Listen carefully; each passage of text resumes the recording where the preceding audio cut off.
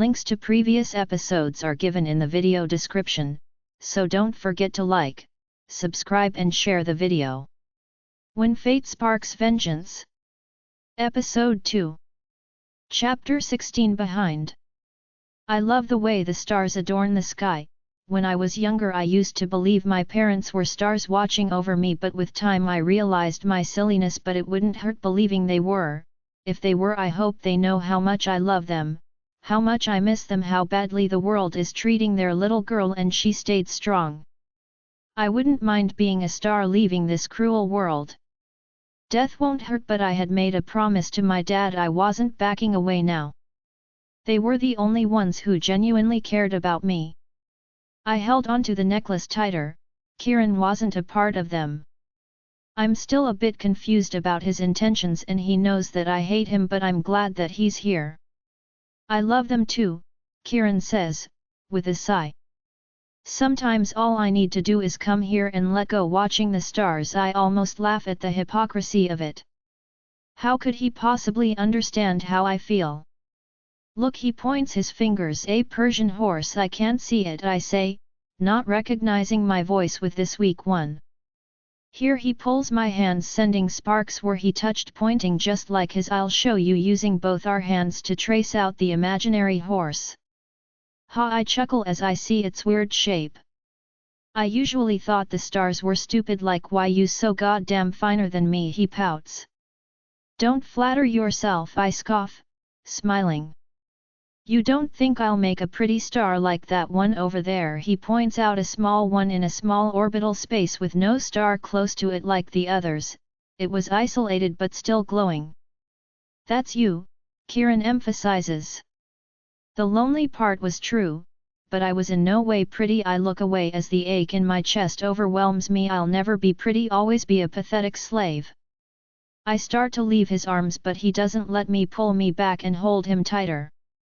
Hey, I'm sure that star is wickedly jealous of you, he says genuinely, and I laugh it off. If I was so pretty, why had he rejected me? Who in their right minds will want a life like mine? I won't even wish my enemy my miserable life unless they were Riley and Shina. His expression darkens, making me look away. It was pretty neat for a roof, except the black soothe, I say, trying to lighten the mood. Yeah, I made it happen. I come here a lot. I look towards him as he runs through his hair nervously. Kieran Blackwood shy. I never think I'll ever see the day. Why? I am curious to know what an alpha is doing spending time on a roof.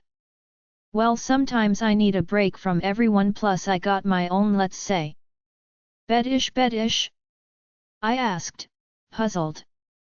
Come, I'll show you. Walking to the side, he stops in front of a concrete rectangle shape a little bit high above the ground and tilting to the left. He cannot be serious. My bed, ta-da. I don't know what he thinks a bed is, but this ain't it. Looking at my scrunched face, he adds, come, I'll show you. He walks up to it and lies on the thing easily. Again I repeat, he cannot be serious. Come lie with me. I stare at him like he had grown another head. How could he say it easily? The thing looks big enough to contain 2 people, but I'll have to be close to him for that. I won't bite, he teases. When will an alpha ask you to rest under the moonlight with him? I roll my eyes with a shrug. I lie with him, his hand my pillow, his beautiful smell of citrus calms me, his body heat making me warm as we lie comfortably in the silence. What's that? Kieran asked, touching my closed hand. I open it up, the emerald and chain glowing under the moonlight. I sniffle, holding back tears. It was my dad's, his last gift to me on my 11th birthday, the only thing I had left of him. I miss him with every fiber within me. It's wrong I'm opening up to him, I know it, but I don't stop. If he was here he'll definitely wipe away my tears. Goddamn, if he were here I'll not be a miserable slave. He folds his hand underneath my head, pushing me to him, placing a light kiss on my forehead. Everything will be fine, he mutters, and I doubt it. Nothing ever has been, and recently it looks like nothing will be. Stay away from Dimitri, he says, cutting the silence and peaceful thing we had going between us. He had nothing to worry about, though. Dimitri was just a mistake I wish I had never encountered. Why should I ask anyway, knowing how high his jealousy rate is? It's really pathetic that he doesn't want me, neither does he want anybody to have me. Maybe it's because I bruised his manly ego not being on the list of girls he'd swept of their feet, and he was dying to add me to that list. Tch. He's not a good guy, he answers bluntly, almost making me laugh. I sit upright looking at him a bit offended, getting a sudden urge to defend Dmitri. Who are you to decide that? I huff. Yes, Dmitri had hurt me, made me weak, played with my emotions, but Kieran had done worse. You're right, I'm in no position to say that. He apologizes and I'm taken aback. Did Kieran Blackwood just accept his error? Where had Kieran gone? And who was this imposter? Now come back, I'm freezing without your warmth. I know he wasn't lying. I felt it too. He had shielded me from the chilling night wind. I lied back, needing his warmth too. Giving me a kiss on my forehead, he places his head on mine. I breathe in, knowing this was just an illusion. By the morrow Kieran Blackwood would be back in his rightful place, the jerk I've always known, and I returned to my being the pathetic slave I was. I whine at the sound of the goddamn birds disrupting my sleep and the blazing sun. I felt I was melting underneath. I was sweating profusely, and not just because of the sun, it was as a result of Kieran's weight draped on top of me, almost suffocating me. The man weighed a ton. I pushed him off me, roughly squeezing my way out. He groans, his features uneasy, lips in a deep scowl. I could tell he was not an early riser. He looked so beautiful under the sunlight, his gold locks hair falling on his face shimmering under the sun rays, and somehow he had removed his shirt while I was asleep. He had a beautiful body, the body of a warrior. There was a scar on his left chest. Instinctively, I touch it, passing my hand along the path it had been tatted. I could feel his heartbeat. He was in a deep slumber, making me bolder, and I stay still, only moving when he doesn't advance to awaken. Loving the thrill of assaulting his body while he sleeps, I crouch my hand lower, dropping my hands on his abs. Then I notice a bulge lower. I gasp, his morning erection underneath his black pants. Maybe I could. I think, sliding lower, the enchantment sending shivers down my spine. How large he would be. Not so fast, sweetheart. He grabs me on my hand. Unless you're going to make me come this morning. I'm stunned to find him fully awake. He had fooled me, pulling my hand forcefully. I run away ashamed, climbing down the ladder, grateful I don't hear footsteps behind me. Not looking where I was going, I bumped into a wolf. My eyes widened as I picked the familiar scent, Dmitri. He looks at me with plain disgust. I can't believe you, he spat, pushing me to the side, like I was just a dent in his way. You're an AE, you know that, I say, defending myself. You're a hoe, he tone laced with disgust. Why did you use me when I'm sure there were many other girls willing to let you be their plaything? I confronted. Use you? He said, sounding a bit hurt. You were with me thinking of another. How do you think I feel pleasuring you and you moaning out his name? You know how badly I wanted you. He's now standing close, way too close, my body tingling from his enraged eyes. I'm sure he feels it too when he kisses me full on the lips, pinning me behind the ladder, his tongue hot on mine. I suck in a breath as the familiar electricity burns within me. God, Lila, what are you doing to me? He pulls away, looking at me differently with softer eyes. Meet me tonight close to the forest, I'll be waiting for you. Before I could utter a word, he left me in my frenzy state, my heart pounding so hard in my chest I felt it could explode. Lila, Kieran calls out. Watching me closely, I compose myself, pulling a smile. Alpha, I greeted with a bow, then left swiftly to avoid him noticing my flushed state. Chapter 17, Knuckle. Lila Crestwood. I head to my room, astonished. What? First Kieran rejects us, now he's nice, then Dmitri wants me to see him after acting like a jerk. There is some kind of enmity between Dmitri and Kieran. It cannot possibly be because of me. I'm frozen in place, feeling I just stepped into the wrong room. I had expected to come to see the stupid mess, but it had been cleared up and the room was spotless. Closing the door behind me, feeling I had walked into a prank, minding my every step. The cupboard was closed. Opening it, I duck low, expecting something to jump at me when nothing does. I stand upright to see it's been arranged with new clothes.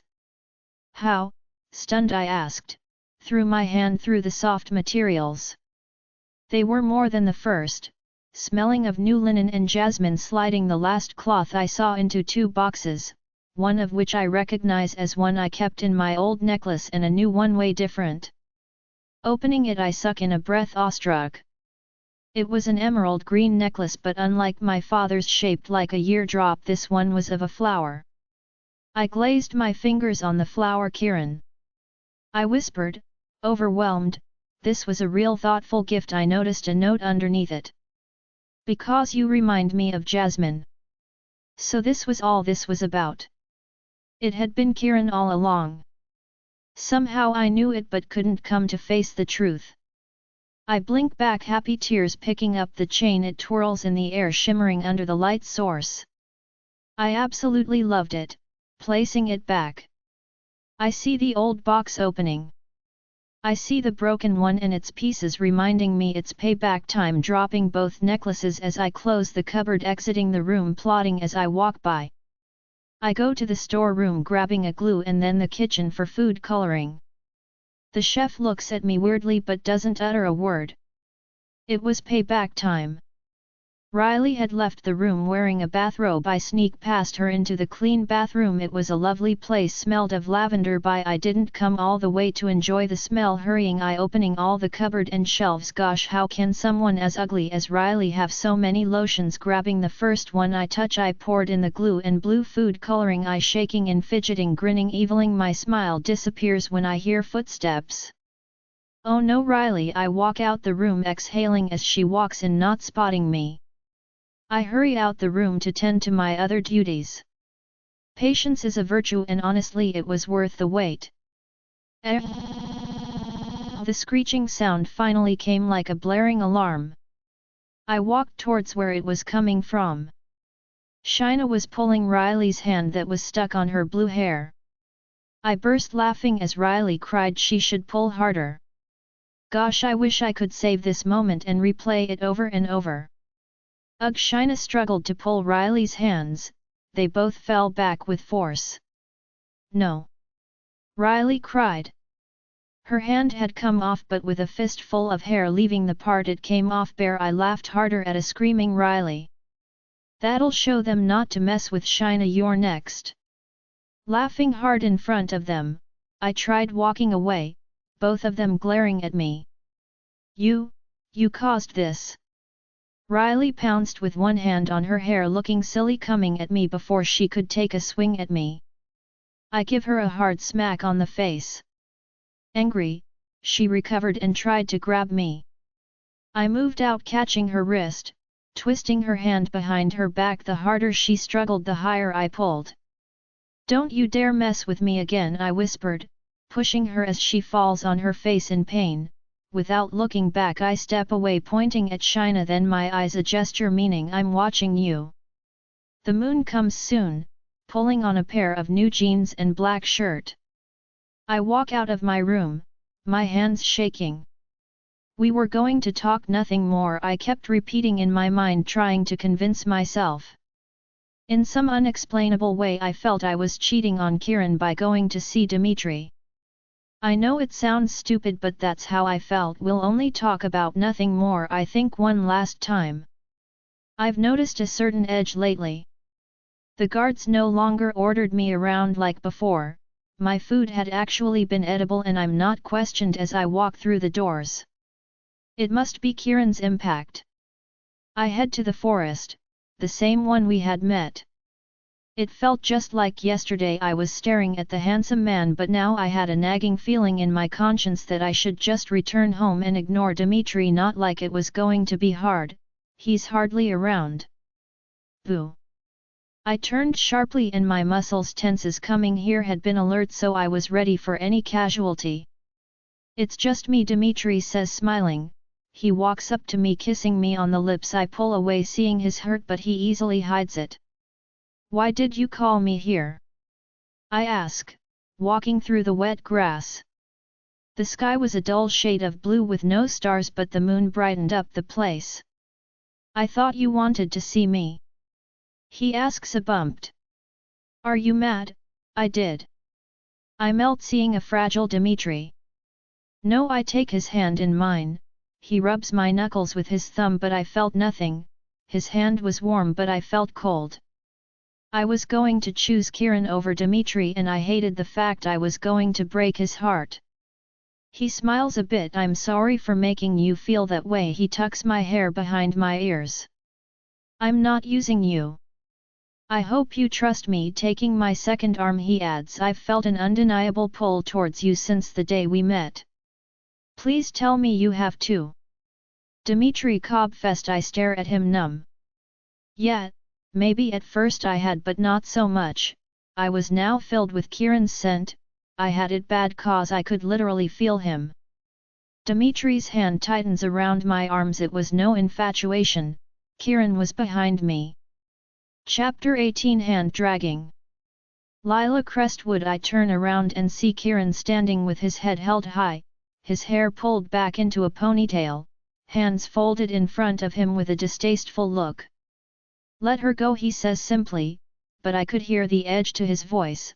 He was trying to keep his composure, his self-control tearing at the seams. "Kiran," I begin to say, trying to explain myself, but he raises his hand without looking in my direction. "She can decide for herself," Dmitri replies calmly, pulling me closer to his side. "I won't repeat myself." Dmitri. Kiran's muscles were stretching underneath his clothes, flexing his knuckles with his stone-cold glare, and Dmitri is not in the least intimidated. The aura of both men. Both screamed they wanted to go hand in hand in combat. "She can decide for herself, Alpha," Dmitri spells out with a smile. This enrages Kiran. I saw the attack coming. Floored, I let it happen. Kiran takes a blow underneath Dmitri's jaw. Dmitri tumbles backwards, recovers quickly, and is ready to defend himself, but I stand in between the two, not wanting to know how ugly this fight could get. "Enough!" I yelled. "I can choose for myself." "Thank you, Kiran, for your concern," I say, glancing at Dmitri with sad eyes, my way of apologizing quietly. "Should I tell her?" "Or you will?" Kiran accuses with a smirk. "What are you talking about?" I was frustrated. My temples were beginning to ache. There's always one thing or another between these men. "Dmitri, why don't you tell her how you've been using her to get revenge?" Kiran continues, to my dismay. I'm taken aback by the statement. I know Kiran was mad and would say anything at this point, but Dmitri stays quiet, glaring at Kiran, making my stomach clench in fear. "What does he mean, Dmitri?" I ask, expecting Dmitri to say he's lying or scream at him for misleading me, but Dmitri stays silent, not meeting my eyes. "Dmitri!" I yelled, getting pissed off by his silence. "Oh, I'll tell you." "Shut up, Kiran!" Dmitri yells.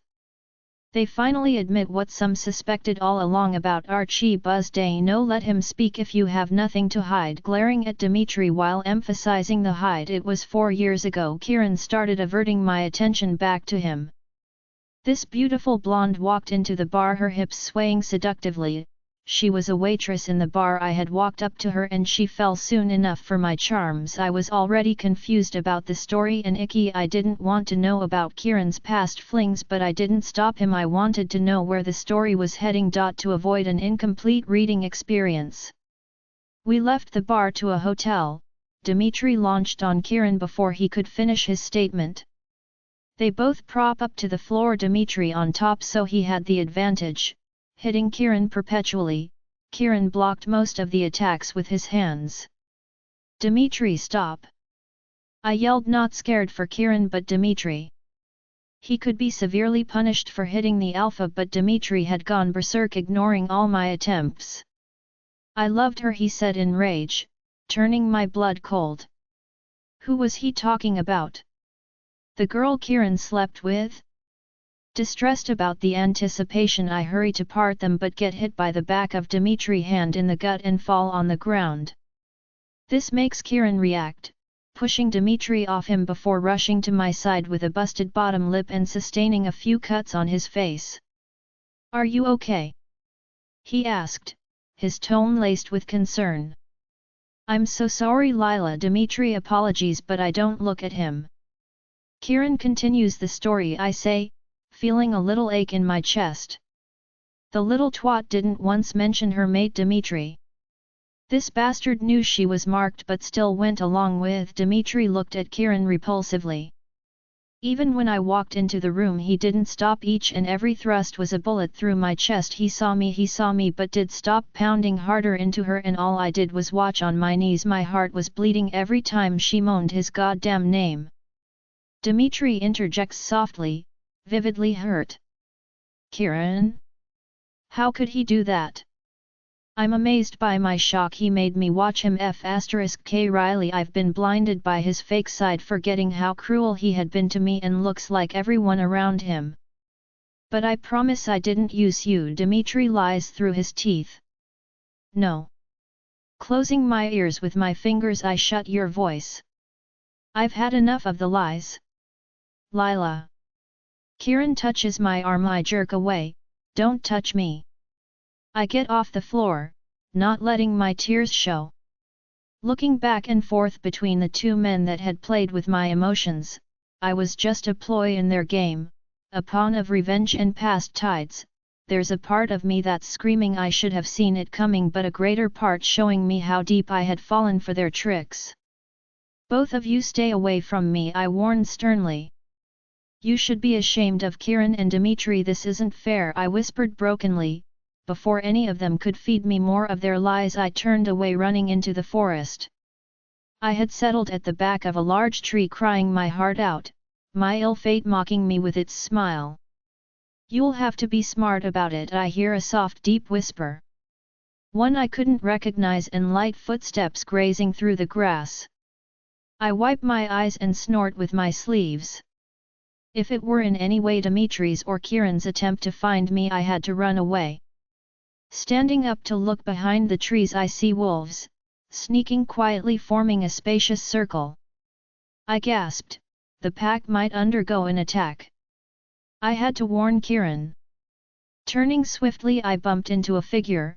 He was big, built like a wall, his shadow swallowing me whole. Smirking viciously, I swallowed the bile in my throat. He was part of the mob. Instinctively, I kick him in his groin. He budges in pain, squeezing his legs, yelping in agony. I hurry past him, then started running when I hear behind me, "Catch her!" I fled as fast as my legs could take me, but couldn't go far enough. The wolves had surrounded the forest, gaining on me easily. The guy I kicked early walked up to me angry, smacking me hard on the face, my hands breaking my fall, and I felt blood trickling down the side of my face. The wolves had tied me to a tree, discussing their plan, and still kept an eye on me. They finally finished their hushed conversations, a few leaving while some walked up to me. "What should we do with her?" one said in an accent. "I'm feeling a bit crazy tonight," another one adds, rubbing his groin, making me spit out irritated. They all laughed at the gesture. They had come to ambush the pack house. As long as that mission was not accomplished, I was safe. "For now, we'll take her back with us as a souvenir." He walks up to me, picking my chin to look at him, titling my face left to the right, inspecting me like a toy. "I like them spicy," he smiles. I glare at him, sucking in enough saliva, then spitting on him. He steps back angry. He hits me again. My face burns from the impact. "How dare you!" A voice I knew too well yelled, "Kieran!" He ran in, leaping from the ground, morphing mid-air into his wolf, pouncing on my assaulter. In a matter of seconds he hand ripped out his throat. I look away from the sight. Even if he could kill a few, he was outnumbered. The rest circled him, waiting for him to attack, when one went behind him. "Kieran, behind you!" I yell, warning him. He moves away, the wolf missing his intended attack. Likewise, Kieran scratched him on his leg. "Lila!" I hear a whisper calling to me. It was Dmitry, he cut off the rope easily with a knife, taking my hand, dragging me away from the huge fight. "Dmitri, you have to go back, to help Kiran." Coming to a halt, I said, panting. "We have to go warn the house," Dmitri insisted. "I'll do that, you handle things while backup approaches. What if you come into a wolf? I can take care of myself, you either head back or I will," I say firmly. He mutters something I couldn't quite hear under his breath but doesn't object. "Stay safe," he kisses me on the cheek, and runs back. Helena is pouncing happily when I finally let her loose, transforming into my white, silvery wolf. Chapter 19 Embrace. Lila Crestwood. Helena was energetic. I hardly let her free, so she sprinted like a natural, heading to the pack house. A wolf was running close behind. "That isn't good." The wolf faster, blocking me up front. A stupid mistake, cause Helena doesn't stop springing on top of him, digging her nails into his body. The wolf yelps in pain and Helena wants to continue the assault, but I nudge her. Kiran and Dmitri would need all the help they could get. Leaving the injured wolf, we continued towards the pack house. From afar we could see the chaos. So much for warning the pack, it was already invaded. Wolves had attacked, screams and grunts blaring, steel on steel and howls of wolves. Helena's fighting instincts kicked in as she savagely killed one of the attackers who had come for her. Through Helena's eyes we ducked through the mayhem, spotting one of Kiran's close guards who was in a sword fight with another. I kill his opponent from behind. "Alpha, Kiran needs help in the forest," I growl loudly through Helena. The guard gives a nod, signaling a few others of them jolt towards the forest. Helena is charged upon from behind. She crunches a little but attacks back, scratching the wolf by the side of his face. Then a wolf from the pack house attacks him, biting into his neck. Helena was in pain. I went to my room through the mess of blood and dead wolves, changing back to my human form. I pull on a pair of jeans and a striped shirt. I was bleeding from my back, but I ignored the pain. Leaving the room, I'll never be at ease till I'm certain Kiran is all right. I heard a scream just as I left the room. It was Shina. A black wolf was on top of her and she was defenseless. A part of me wanted to walk past, pay deaf ears to her cries, but the bigger part of me doesn't let me. Grabbing a broken lamp from the ground, I bash the wolf with my strength. He stumbles away from Shina, but it doesn't do much damage as he scowls in my direction. Shina, on the other hand, scooted off the floor, then runs away. Perfect. I take a step back on wobbly legs, gripping the lampstand like my life depended on it. Leaping towards me, I step toward the side, dodging the attack, but the wolf comes back, jumping on top of me, his weight pulling me to the floor, the lamp in between the wolf's throaty canines, sharp grey eyes and salivating mouth.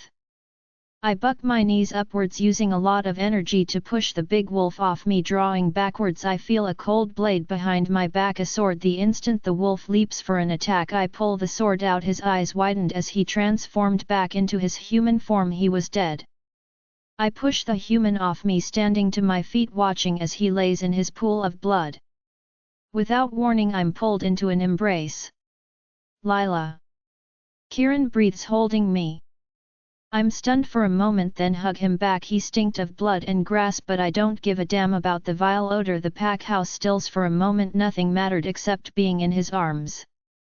"I'm so glad you're safe." He pulls away, his eyes darken. "You need to head to the safe house, Elijah. Take her," he orders.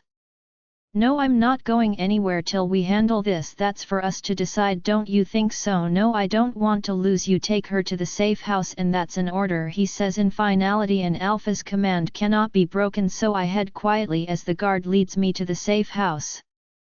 It was in the basement. A metal door blocked out two guards in front. They opened the door, letting me in, then shutting it.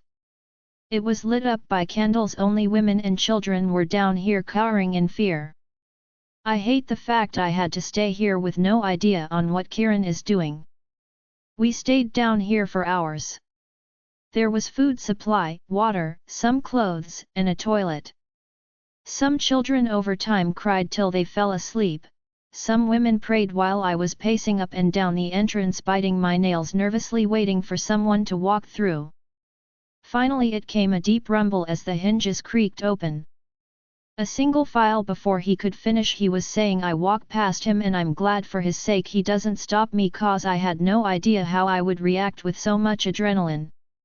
The mess had been cleared a little but a few blood splatter here and there were still on the walls evident of the attack.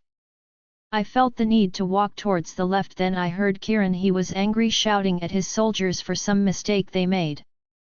I felt a burden had been lifted when I saw him. I've never been so grateful that he is alive. I'm guessing he felt it because he turned around and his eyes softened a bit. Lila he breathes relieved hugging me tight I relish in how safe I felt in his arms. Sorry someone called his attention. Yes Kieran turns to him but holds my hand in his. Dimitri is missing he says in about what do you mean Dimitri is missing? Kieran blares in genuine concern. We've checked the route there's no body his scent still lingers on the forest in a circle we couldn't trace. Check again Kieran commands scan the area look everywhere find me Dimitri the guard shakes under the sound of his voice. Yes sire frightened the guard and left in a hurry. I felt a hollow feeling Dimitri is missing? Where had he gone? Was he all right? Is he dead? Was he kidnapped? Don't worry about it, Kieran says, kissing the deep lines on my temples. We'll find him Kieran said, muscles tensed. Jay someone says and I'm stunned who dared call him by name.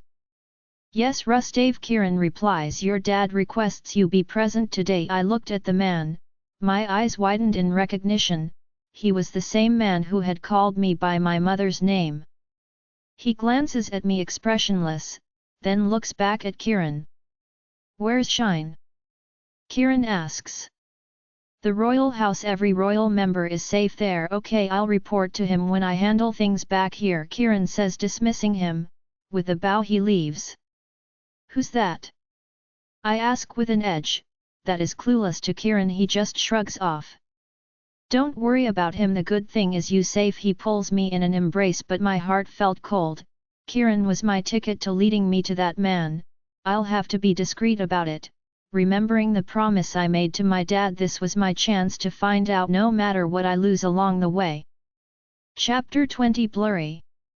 Lila Crestwood I couldn't even hold Kieran up to 6 minutes without someone beckoning him and weirdly I miss him. Someone I have hated for years now my heart's yearning for him. Plus Rustave is someone close to him for someone to call Kieran by his first name means they had a sort of connection. If I wanted to find something about Rustave and the connection he had with my mom I had to get to it through Kieran. Whoa what's going on? I ask when I see 2 young skinny girls in my room both wearing brown gowns with dusty blonde hair. Alpha Kieran requested we move your things to his room ma I don't know what shocks me more the fact Kieran wants me in his room or she just called me ma. Please leave I pleaded softly, rubbing my head. Okay ma they bow and leave. Why would Kieran instruct this not, like there was much to move to open my cupboard, they had cleared all my clothes and necklace banging the empty drawer shut I stomped to Kieran's room. The packed house was still in repair and I felt he wasn't in it but just in case I still ask. The door opens up and the 2 girls who just left my room are standing in the doorway. Is Kieran here? I ask, already knowing the answer. No, ma'am the alpha ain't around but he left this for you holding a paper she hands it and I take it from her. The note read, if you want your necklace you have to follow their orders no matter how challenging it is, dangerous it may be don't worry you won't feel a thing. Scrunching the note in my hands I look at the 2 ladies who fidget at my gaze making me exhale calmly. What does he want me to do? I asked through gritted teeth. The girls in glee started mentioning a series of makeovers they wanted to try on me making me scowl and distaste this was going to be a problem. Kieran Blackwood I was annoyed at myself and my father had just given me a detailed reason why I should be. All my life I had to live up to his standards, his glory, and his name. Since I was a little boy I had to learn the fundamentals of being an alpha. I had trained for it all but still, he acts like it would kill him to appreciate me. The fact I had Lila waiting for me at home somehow heals the ache in me reaching for my pocket. I bring out the boxes. If not for these she'll not do it for the clothes, she'd rather wear her old ones than give me what I want. I love the simplistic nature of her character. I can't wait to see her. Not to mention a missing Dmitri, no hostages, a little killed, and a lot injured. How can one ambush make so much difference with no clue about how it happened? There had to be a flunk in the system. They hadn't attacked from the forest, we had been there, Dmitri and I would have caught their scents. The forest was a backup plan, I'm guessing. I'll have to see through the matter deeply. If it was a big one the pack would have been wiped out, but first I had to round things up with Lila. Dmitri is one of my best trained warriors and I've always taken him like a brother, but without him around I'll have the time to make Lila mine. All mine. Alpha, my driver, called from the driver's seat and looked at me through the rear mirror. Yes, Alfred, incoming call from your dad, I say. Inward I'm tempted to say let it ring, go to voicemail, but knowing my dad, he'll get to me if he wants, regardless of what he needs to do, even if it's to come down here himself. Answer, I say, exhaling. Sir. Kieran, we need to talk, I just got new information we need to settle. His voice blares from the speakers. After all these years I was still frightened of him. Can we talk about it later? I ask, knowing the answer. No. He scrolls in distaste. Is there anything more important than your alpha duties? No sir, it's just that I got to check on the pack house. I'm in the car and we're already there. Turn the car around, you come to me or I come to you. Do I make myself clear? He says calmly. Without a response he ended the call. Yes sir, I mumbled regardless. There was no escape from this. Alfred turns the car around without being told to. Looking at the time, it was past 6. I hope this meeting won't take long. With a sigh I rub my temples, slumping deeper into my seat. Lila Crestwood. It was late, no moon up in the sky. I had been staring for a while. Waiting. Those girls had miracles on their fingertips. I've been bathed, scrubbed to the teeth, soaked in a jasmine bubble bath, and my hair has been washed and my whole body massaged, creamed, and oiled. My hair had been dried and combed and pinned into a French bun. Makeup had been added. I wasn't comfortable with it, but it looked really good, I must admit. They helped me in a long blue gown with a split up to my thighs. The gown looked lovely on me, hanging in the right places, and a large part of me couldn't wait for how Kieran would react. I lost that hope, having waited and waited and waited, but he didn't walk through the door. The girls had come back with a tray of food and I didn't reject it. I needed a distraction. I had removed the gown and worn something suitable for sleeping. I hope Kieran wouldn't mind if I slept in his bed. Frankly speaking, I was mad at him. Why let me go through all this trouble for nothing? If he wasn't going to make it, why make me wait for the hopelessness that I had no right to be mad at him, nag at me? He had rejected me and I was a slave bound to follow my alpha's orders if I liked it or not. The mattress was soft underneath me, softer than the one which was close to a rock. I slept relishing in its comfort. It doesn't take much time for me to fall asleep. Lila. I whined, shutting my eyes with force and clutching the bed sheet tighter. Go away, Lila, I hear again. I wasn't dreaming. I flutter my eyes to see a blurry Kieran. Kieran, what are you doing here? I ask roughly, sitting up lousily and wiping my eyes. Chapter 21 Dreams. What is he doing here? If they needed me to clean up something they should have sent the guards. Last time I checked this was my room, he teases with a smile. The statement brings me to full consciousness, jerking fully awake. I realized I was in his bed. I'm so sorry, I apologize, trying to get out, trying to recall how I ended up here. He kisses me fully on the lips, my body responding to him quickly. Kieran, I moan at the way he pulls in and out, making me wild with hunger. 2 knocks on the door, we ignore them at first but it gets louder. Kieran whines frustrated. Go away, he screams in his alpha tone. Sorry for disturbing Alpha, but it's important. We've found Dimitri and he has information for you. He scrolls after me, picking up his shirt and pulling it on with a sympathetic look. This better be important, he mutters, leaving just like that. When my whole body is shaking with an aching heart, I hug my knees to my chest. Not again, Kieran. No, I'm done. Managing to climb down the bed with quivering legs, I returned to my room, undoing all the changes that had been done to my appearance with a long cold bath. I was pacing in my room. No one had knocked.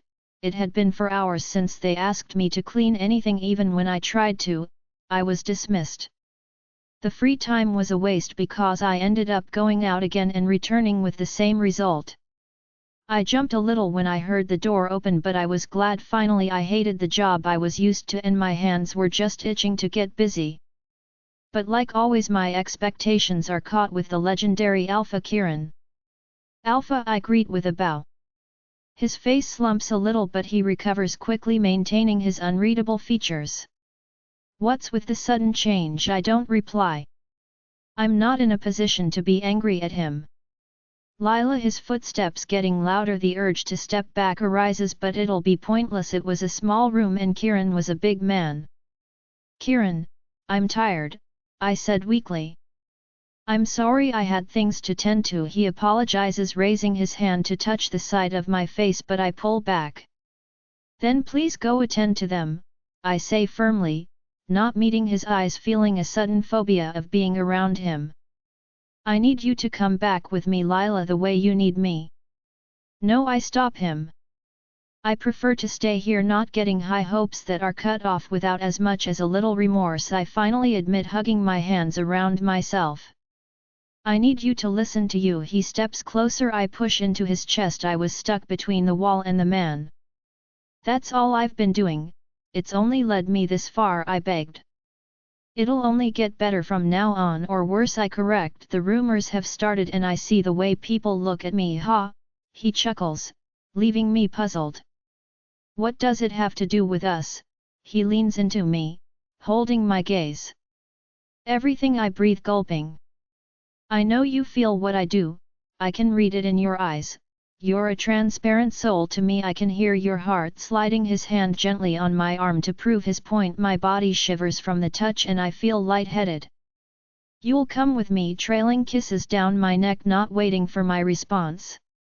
I can't even talk, I just stay mute, holding his abs as support as he does wonders to my body with slight touches. Now the final touch, dangling the necklace by my side. I see him in the mirror. He unclasps the hook, sliding it slowly around my neck. I touch the flower emerald necklace resting at the swell of my chest. It still feels like a dream. You look so beautiful, my Luna. My chest flutters every time he says that, and I still can't believe Kieran is going to tell his dad I'm his mate and make me his Luna. Sitting in the chair, my reflection, and Kieran's looking back at me, I'm on the brink of tears. I look beautiful, my hair pulled back into a messy bun which Kieran did himself, a lock of fiery red hair dangling at the side framing my face, which matches the red velvet flowery red gown I was wearing, accompanied with silvery heels. I'm stunned by my tie. Are you going to ravish your reflection all day, or should we leave? I blushed, looking away, taking his hand as he led me out of the room. He kissed me urgently. I love those clothes, but you wouldn't be needing them tonight. He takes my hand, squeezing a little, and leads me out of his room. It still feels unreal, from an alpha's daughter to a slave, and now being a Luna to the one man I've despised for years. Kieran, I say quietly. Yes, Luna, he replies. Stop calling me that, I request, not meaning it, and I'm sure my smile gives it away. Okay, Luna, he says, grinning widely. Am I dreaming? Well, I'm about to make your dreams come true. We stop in the hallway. He pulls me into his hand. I'm a little conscious we're in the hallway. Anyone could walk in any moment, looking side to see if anyone was on it. I'm stunned to see him standing there differently. Kieran's arms tenses underneath me. I'm sure he had seen him too, Dimitri. Chapter 22 Gaze. Lila Crestwood. Dimitri walks towards us, the outlines of his face emotionless. I notice a scar by the side of his face, close to his left eye cutting down to his cheekbone. It looked deep and painful. Driven by the newly developed concern of how he got the scar, I leave Kieran's arms walking towards him and he does the same to me. He holds my hand mid-air, stopping me from touching his face. "You look beautiful," he states simply with a look, dropping my arm as he walks past me like I didn't mean a thing. "Alpha," he greets behind me, followed by his footsteps leaving. "Let's go," Kieran says by my side. I give a small smile hiding my poleaxed state. The drive to the royal house is peaceful on the outside, but the inside, I was panicking like hell. I am resting on Kieran's chest, his heart beating rhythmically underneath me, our hands intertwined. Occasionally he kisses my forehead, easing my nerves, but the closer we got, every bump and turn made my heart race. What if his dad doesn't accept me? What if a slave can't be chosen to be a Luna, and worst of all, if the daughter of a traitor can't be accepted by the pack? These questions keep running through my mind. "You okay?" Kieran asks softly. I look up to the gorgeous man that's every girl's fantasy and miraculously mine, soon. "Yes," I lie, my little stupid insecurities shouldn't spoil the mood. "You're a terrible liar," he says with a sly smile playing on his lips. Placing a warm gentle kiss on my head, he pulls me closer. "Can't wait for you to be my Luna," he breathes on my neck, giving me butterflies. I'll never get used to the way he makes me feel. The long drive finally comes to an end. The driver turns off the ignition and the car doors are opened by a guy in dark blue clothes. Kieran climbs out first, then carries me on my waist, making me giggle. Finally, let me drop to the ground. I gasp at the beautiful house in front of me. My jaw drops at the glamorous mansion. I thought Dimitri's house was big. That is a joke compared to the building in front of me. "I'm guessing you like the house," Kieran whispers, breaking me from my trance. I nod, speechless. The big house is surrounded by well-trimmed pine trees decorated uniquely by cars and lamp posts centered with a giant fountain carved in wolf form. The house stood high, at least 10 feet off the ground. Snaking my hands with his, we walk up the marble black stairs, my silvery heels click-clacking as we walk by. Besides, the open double doors were 2 guards stationed at the pillars with their sharp gaze and unblinking eyes. Walking through the double doors was a red carpet on the floor leading through a hallway. At the end of the T-junction, a giant portrait placed high. The man drawn had blonde hair just like Kieran's, with a jawline so sharp it looked like it could cut through rocks. The man's ice-cold gaze made me feel petite. He looked like royalty and the atmosphere felt like it too. The portrait was beautiful and also a statement, making me rubbing my elbow nervously. "I'm guessing he is Kieran's dad." My eyes widened in horror. This was the same man I'm supposed to be meeting today. Kieran is oblivious to my nervousness, but he looked just as tense as I was, scaring me the more as we took a left turn to what I'm guessing is the main room. It was well furnished, with a few guards stationed and people roaming silently. "Stay here, I'll check on him." He kisses my knuckles and then leaves up the stairs leading to another floor. I fumble with my gown, anxious. Deep breaths, I kept reminding myself. I hear hurried footsteps from behind turning in that direction. I saw a familiar face, Rustave.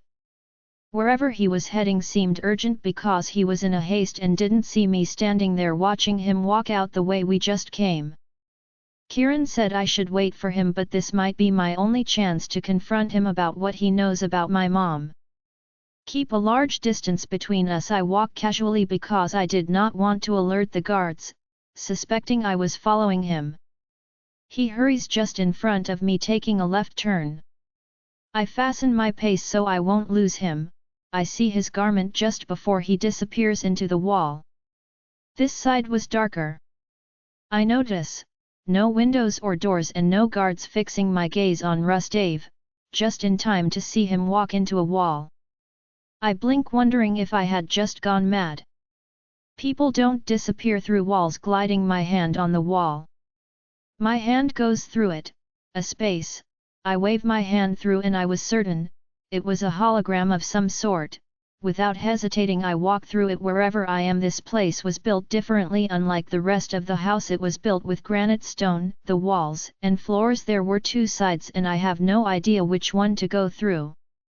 Taking a leap of faith I go to the right, walking carefully. As my heels were making noise on the stone flooring I hear muffled sounds coming from the only door made of wood. There was no way I could just barge into the room like that. Whoever was inside would spot me in seconds. Placing my hands and ear on the door, trying to make out what was being said inside. I could hear different voices. Make sure it stays a secret, I managed to hear, eclipsed by footsteps heading my way. My blood turns cold as I realize the person was leaving. I run away, taking the same route I came. I don't want to find out what will happen if I'm caught. I leave out the hologram wall just as Kieran walks into the hallway. Lila? He questions, raising a brow. Whoever was leaving the room would be here any second. Kieran, I reply with a fake smile. I'm so sorry, I just love to explore, got lost, so glad you found me. Shall we? Taking his arm and tugging him away from the wall. He looks at me weirdly but doesn't say a thing about it. We're to head to the throne room. It's a private place we could all sit and talk. Squeezing my hand a little he leads me to the place he's speaking about.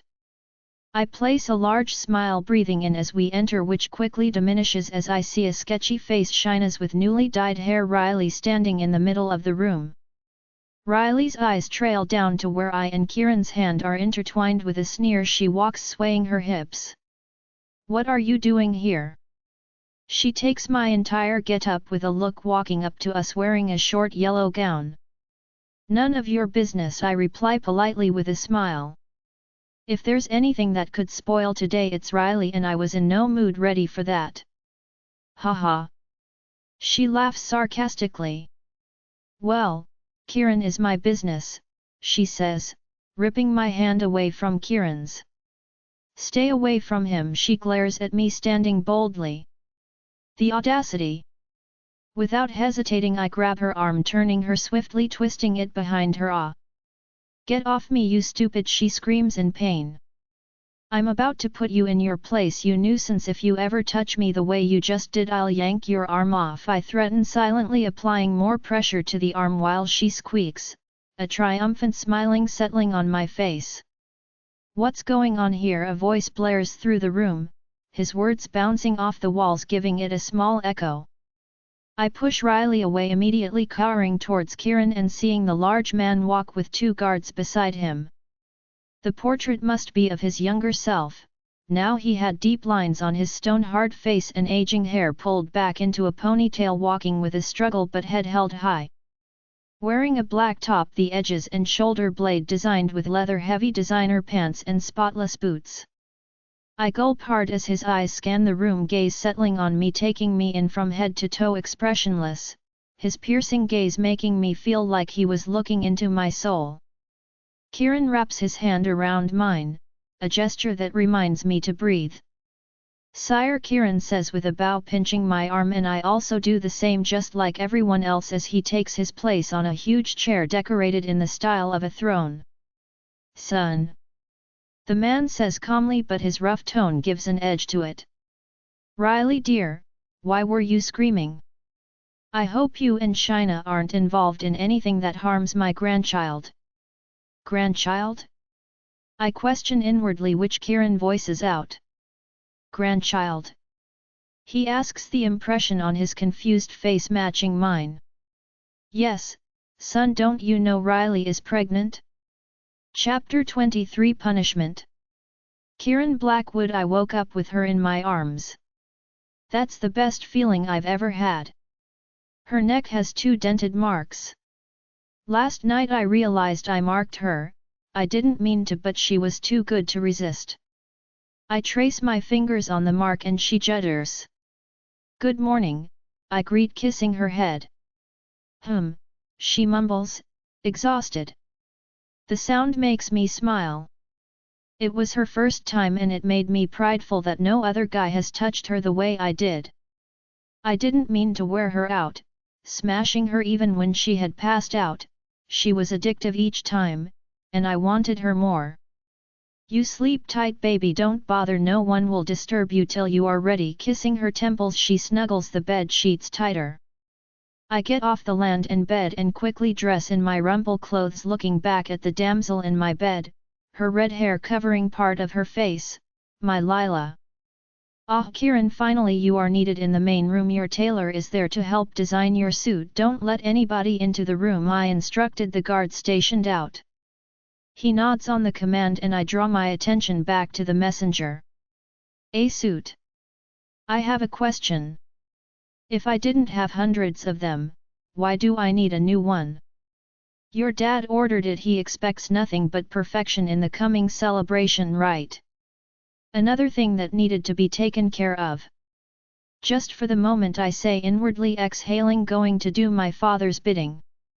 Riley and I stand 5 feet apart, standing on stools as the tailor and designer team take our measurements and suggest what we would like. Riley does most of the picking.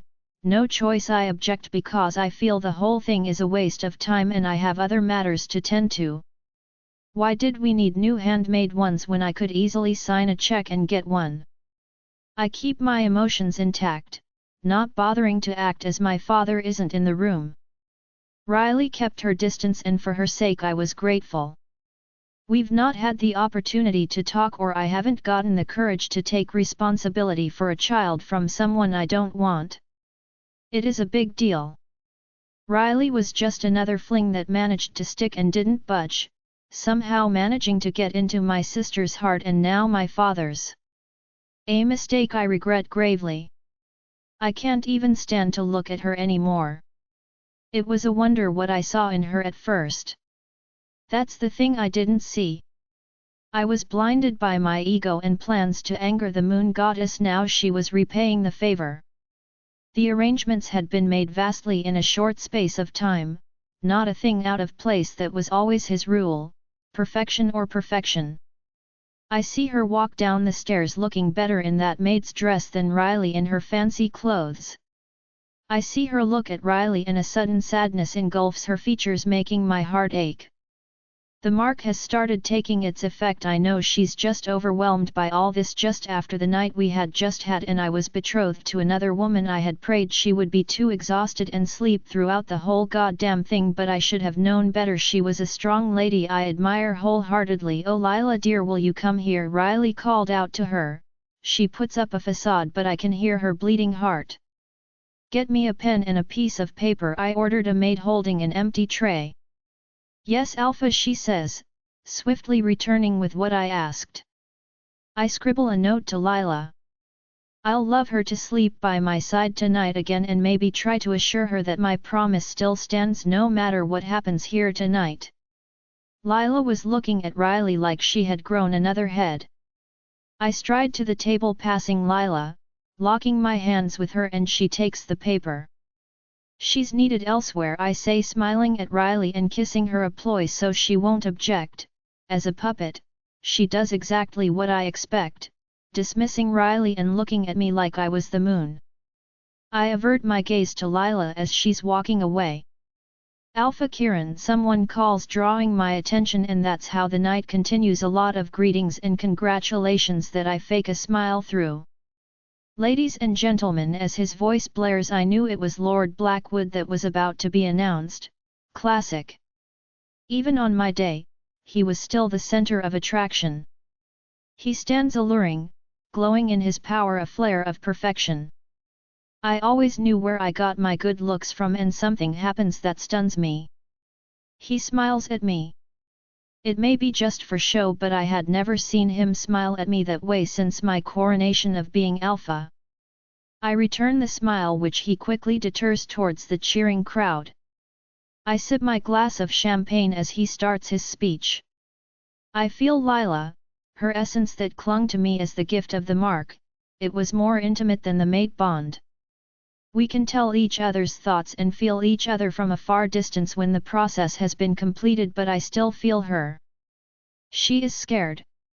I tense, feeling her heart racing like it was mine, scanning the room for her, which was pointless. Even if she was in the room, the multitude would have blocked me from seeing her. The sharp pain stings in my chest, almost yanking me off my chair. "Kieran, are you all right?" Riley asks, noticing my uneasiness. I shove her hand on my shoulder away, feeling something deeper than the penetration of the mark.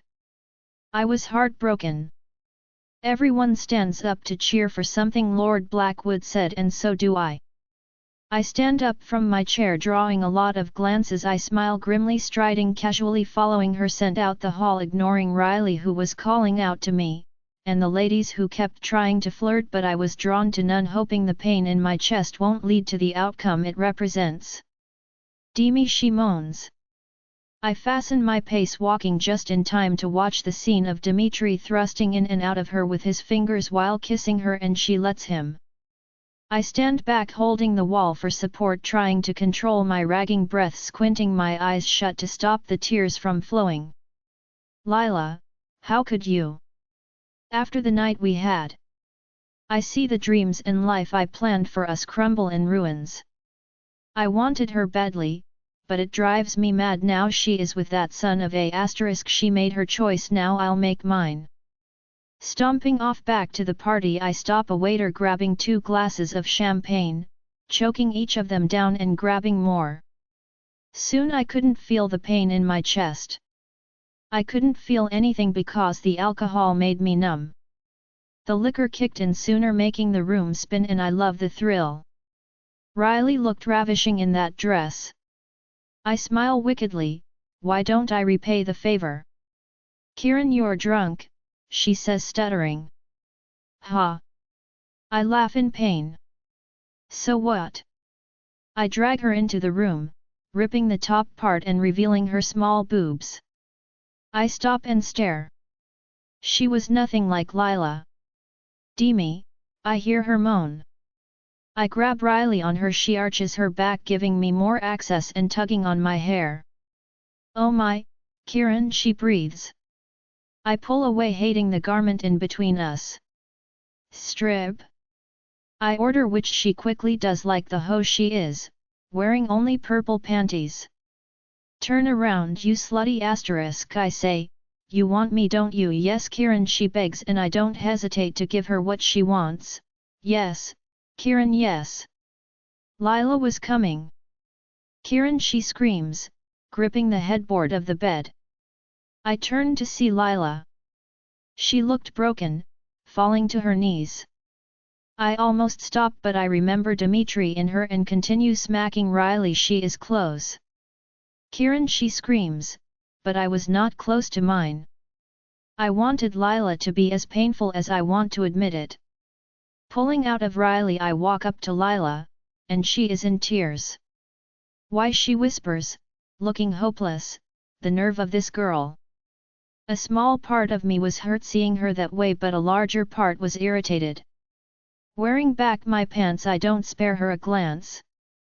"Women," I mutter, leaving the room. Lila Crestwood. I awaken, gasping for air, feeling my chest heavy. The pain became more and more real, bringing me back to consciousness. I feel like I am dreaming, but the pain is too goddamn real.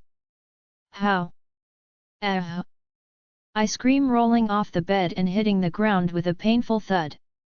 It is the same one I perceive when Kieran is with anyone else.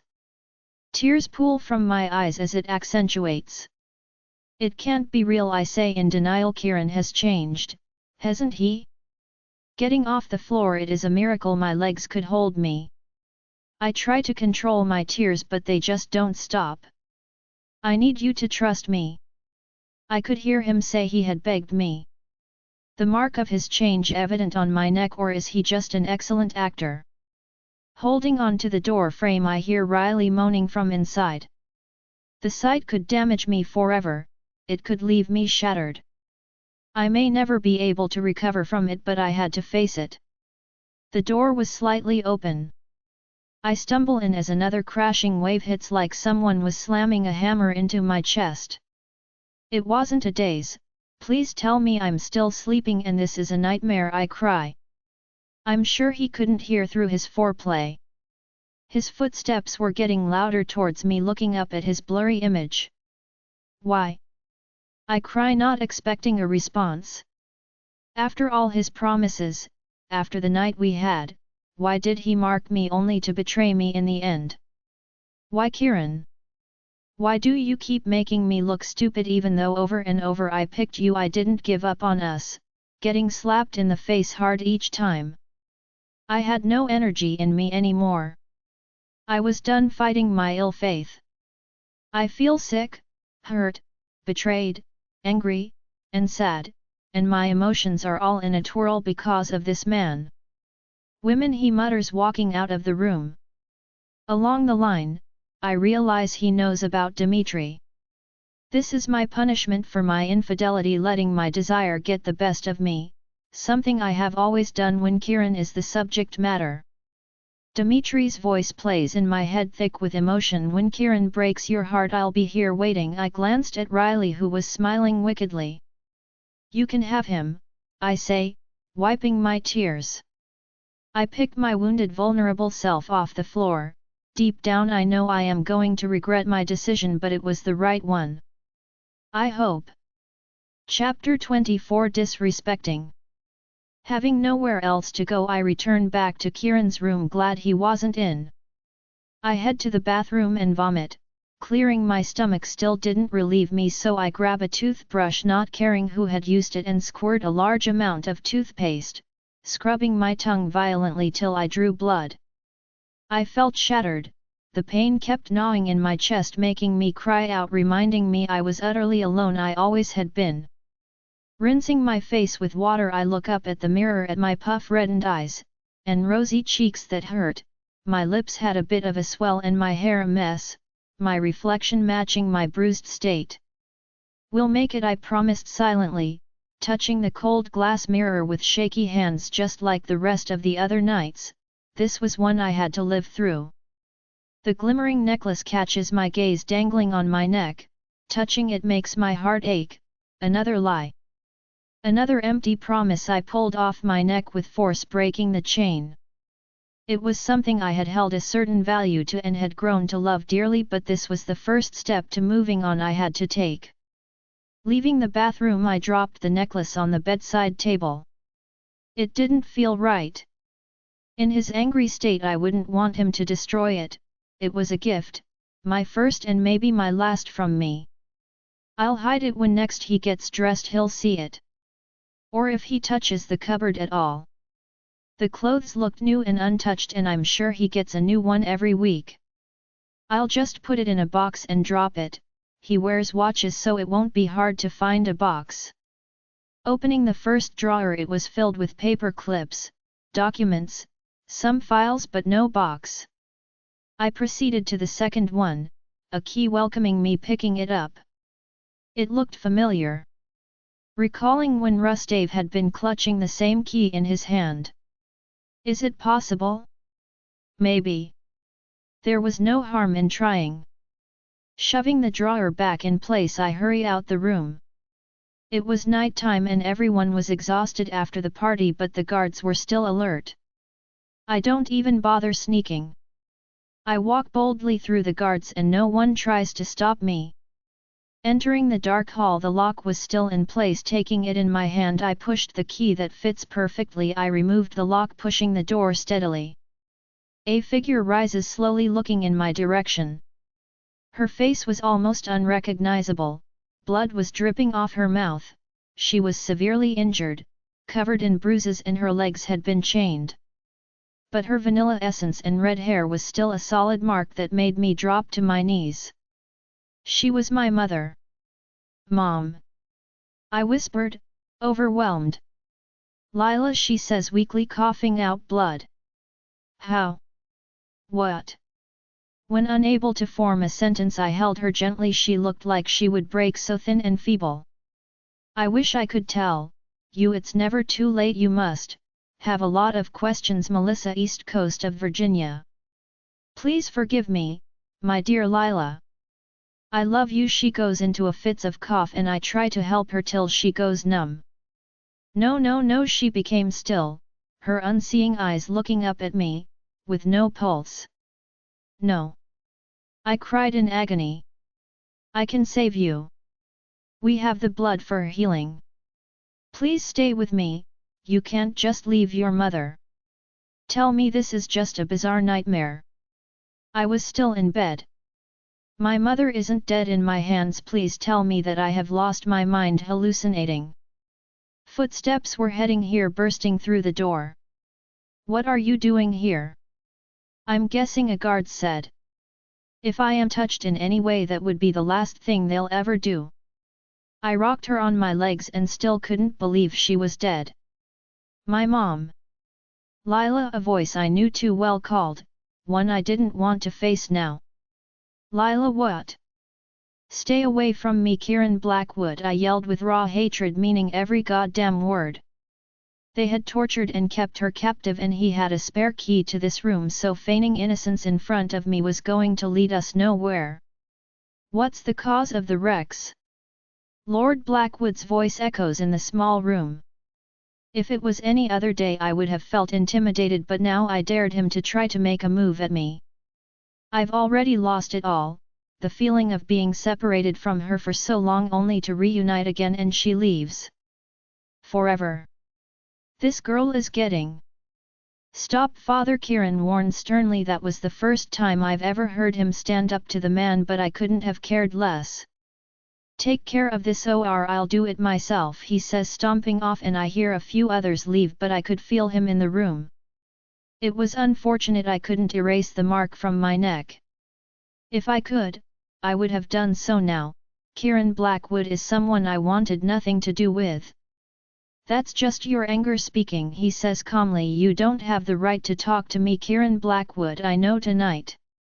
Stop it, Kieran. If you say another word, I'll be forced to rip your tongue out your mouth if it's the last thing I do. I glare at him, saying each word boldly. I know I was disrespecting an alpha, but that was none of my business. Death wasn't an option. Now they will pay for her death, each and every one of them. I got here as fast as I could. Dimitri barges into the room, looking between I and Kieran, leaning on the wall. He walks hesitantly to my side, looking at my mother's corpse. He looks at me with sympathy, making me cry more. He looks at me and I rush to hug him, crying on his shoulders, cradling in his laps, letting it all out. Dimitri, she just left me. Why does everyone I love leave me at the end? What did I do to deserve this treatment? I just want to die. I'm tired, Dimitri, I'm tired. I'm tired. Chapter 25, Comforting. After crying for so long in his arms, my tears had finally dried up and my throat hoarse. Dimitri carried her in his arms after Rustave had been ordered by Kieran to release her chains. We drove to the cemetery, Kieran driving behind us. Dimitri held me on the bench while Kieran did the procedures. Hey, I hear in my subconscious. Wake up, sweetie, Dimitri says, shaking me lightly. I had fallen asleep on him. We were on a bench. It's time, Dimitri says softly. A tear drops from my eyes as I realize it wasn't a dream. My mother had really died in my arms and was about to be buried. I give a small nod, wiping my eyes, getting off the bench with the assistance of Dimitri. She was placed in a black coffin. They had changed her into a white gown and cleaned off the blood from her. She looked so pale and thin, my hands balls to a fist by my side. They'll all pay. The ceremony begins. They close her coffin, placing her into the already dug hole. The priest begins his sermon and I hug Dimitri, still in shock by the whole event. I still can't believe my mother had died in my arms tonight, after being pulled out of my life for years. The men had buried her up a tombstone placed on her grave with no writing. I leave Dimitri, arms slumping on my knees in the dirt. My ill fate had drawn the last line. Now I was the one who was going to call the shots. Lila, Kieran calls out to me. He had been here keeping his distance the whole time. Kieran Blackwood, I have nothing to say to you. There's some things I'll love to say you. I don't want to hear them. Well, you have to listen, Kieran, you really got the nerve, don't you? Through the numb feeling, a burning rage was creeping in, giving me strength as I got off the floor facing him head to head. I should have known you were hiding something. Are you insinuating I had a thing to do with her death? He questioned, looking a little hurt. I found the goddamn key in your room. Anyone could have put it there. How long will you keep lying to me, Kieran? I can see through you. I haven't lied to you, Lila. Well, that's all you have been doing alongside your fake promises. You were the cause of that. Oh right, I forget how you easily get jealous. Tell me, do you hate it when he touches me? He dashes towards me, holding me in his grip. He doesn't love you the way I do. Why do you keep playing these games between us? He screams in my face. I shove at his chest, pushing him away. How dare you touch me? With anger I slap him hard on the face, at the same time lightning strikes. Raising his chin up like nothing happened, his gaze darkness as he tightens his jaw. Lila, I'm giving you a chance now. I'm freeing you from your slave duties and every rule that had binded you to this pack. Under my alpha command, I'm giving you a choice. You either stay here or you're banished forever. Ha! I laughed as tears flowed and the rain started pouring. Locking my gaze on his, I choose Exile, Kieran Blackwood. Nothing will make me more happy than never to see your face again. The rain starts pouring in heavily and we both stand there staring at each other like a staring contest. You made your choice, Lila. We need to go before you catch a cold. Dimitri walks towards us, standing a few feet away holding an umbrella. Goodbye, Kieran Blackwood, I say, walking away into Dimitri's hand under the umbrella. Goodbye, Lila Crestwood, I hear Kieran say behind me as we leave. Kieran Blackwood hitting my knuckles on the wall till they bleed, the pain distracting from the one I felt within. I didn't want any of this to happen. How could I have made such an irrational decision? Why had Lila forced this? After a while I had sobered up, regretting my actions gravely, my soul aching with hers, the only girl I felt safe with. She was my paradise. Will she ever look at me the same way? Would she ever love me after the foolish mistake I made? Another one adding to the long list of foolish deceit. My thoughts are cut off when I feel her in pain. It must be my imagination. But I felt it again. It was heavy. Not like the rest, I felt it was deeper. My protective instincts kicked in, not wasting any time.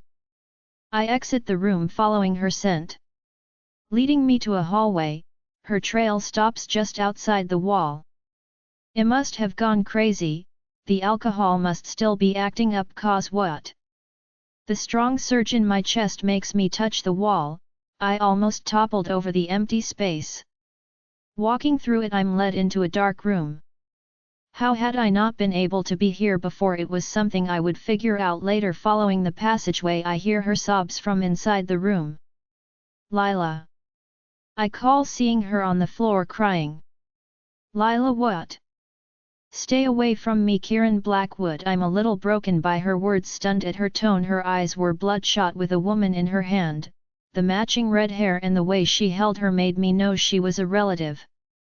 Who was this lady? More importantly, why was she held captive? Lord Blackwood comes in and I'm not sure I believed it myself that I stood up to him, but I was angry and helpless, watching my mate cry her off each step of the way, her hatred fueling. Then there's Dimitri. I should be the one comforting her, the one she held on to, her support, but no, I was the villain in this story. Even before she made her choice, I knew I had lost her. Her emerald necklace was at the foot of my bedroom door, holding onto it. I finally let my own silent tears flow. She was gone, my Lila, and the worst of it, I let her. I felt my soul had been snatched, a hollowness only she could fill. Not like your usual love story, this one ends with a tragic ending. Chapter 26, Pleasure. Lila Crestwood. It was a long drive to Dimitri's house, the rain pouring on the glass, drumming hard on the car roof. The wipers made squishy sounds as it cleared the glass. I was suddenly conscious about everything. I felt so numb inside, it was scary. It was also scary, the fact I had been set free only to be bound by the scars and memories those walls caused. Even if I'm able to forget the pain and torture I had gone through, I'll never forget my mother dying in my hands. The rage will come. It always did, first the numb painful silence, the grieving stage, the recovery, then the anger. When it does, they'll pay. Now I was too weak to think about violence. Lila, Dmitri called out to me. We had arrived at his house. I take his hand as he leads me under an umbrella into the house that was freezing, and not just because of the weather, I felt cold within. Let's get you settled, you think you can manage? I have some urgent work I have to tend to, I nod, and he signals a maid to take me in. Stopping in my tracks, I turn around slowly. Dmitri, my throat was itchy and my voice was hoarse, but he heard me perfectly. Yes, Lila, thank you, I said genuinely, not waiting for a reply as I turned around to follow the maid. This is your room, milady, she says in a smooth, sweet voice. She stops at a door, opening it slowly and standing back, letting me walk through. Mr. Dmitri has pre-order clothes for you, but we must have calculated wrongly. The jeans will hardly fit, she says sweetly, turning pink. I understand what she meant. There were 3 sets of clothes on the bed. The jean trouser looked small to fit my thighs, but the gowns looked decent enough. We'll get you new ones if you don't like these. No, it's fine, I say simply. I'll just have to manage what I have. Okay ma, you buzz if you want anything, she says, point at a remote on the bedside table. I'll come as fast as I can. Is there anything you need? No thank you. With that said, she goes out the door, shutting it noiselessly. Stripping of my old clothes that reminded me of nothing but bad times and suffering, I hurried to the shower. I've begun to understand that taking a bath relaxes me. Standing under the shower, I let my tears flow, letting it mix with the warm water as the weight of everything that happened overwhelms me. Lila dear, come out wherever you are. I tense behind the wall. She was close, using my hand to close my mouth shut to hide my giggle. I gotcha, I scream, scurrying up from my hiding spot, a bit startled. No fair mama, I whine with a pout. You're cheating, why do you feel so? She laughs gleefully, circling her hand around me. Because you keep finding me, I say, folding my hands. Maybe because your heart calls out to me, she teases, tapping me on my nose. That is a lie mama, you're cheating. No, you love mummy so much, so your heart is beating so loud, and because you love me so much, I'll let you have ice cream for dinner. My face lights up at her promise. Yes mummy, I love you so much, I smile, hugging her tightly. I'm sorry Lila. I suck a breath, running backwards. Mama, I shouted in horror. She was covered in bruises, lying in the pool of her own blood. She was dead. Mother. I jerk awake, my chest heaving heavily, my face covered in beads of sweat. I must have fallen asleep when I was done bathing. I wish it was only a nightmare, but it wasn't. My mother was dead. My tears start to flow as I lie up hopelessly, my heart feeling like a sharp shard has been struck through it. Melissa, East Coast, Virginia. The last words she uttered before she died. With strength I never knew existed, I get out the bed, having a new purpose. I wipe my tears and try to keep my composure as I hit the buzzer. Soon there's a knock on my door. Come in, the maid walks in elegantly. You called milady, she says with a bow. Where's Dmitri?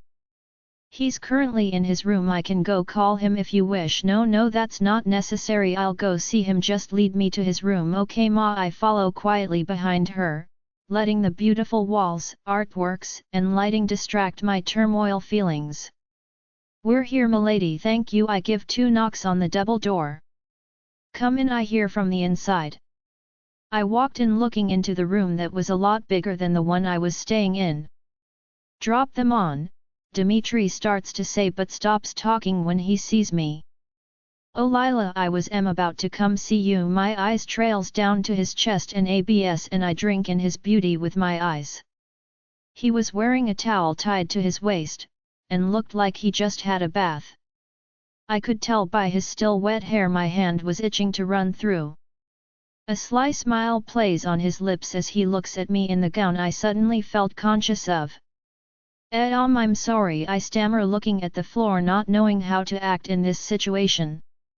You look pretty in that dress, he says, walking up to me. The large room suddenly felt small. Thank you, I say, looking up at him. He was standing close, too close. I could smell his cologne, which filled my senses. It was sweet from a flower I can't place, smelled both delicate and manly at the same time. I look up to him and regret it immediately as I lock gazes with him. I couldn't look away. His gaze trailing from my eyes to my lips. No, I shouldn't do this. Kieran will. I stop myself, mad I'll be thinking of him at a time like this. We had said our goodbyes and I didn't want anything to do with him. He showed me my place when he shoved his duck in my mouth.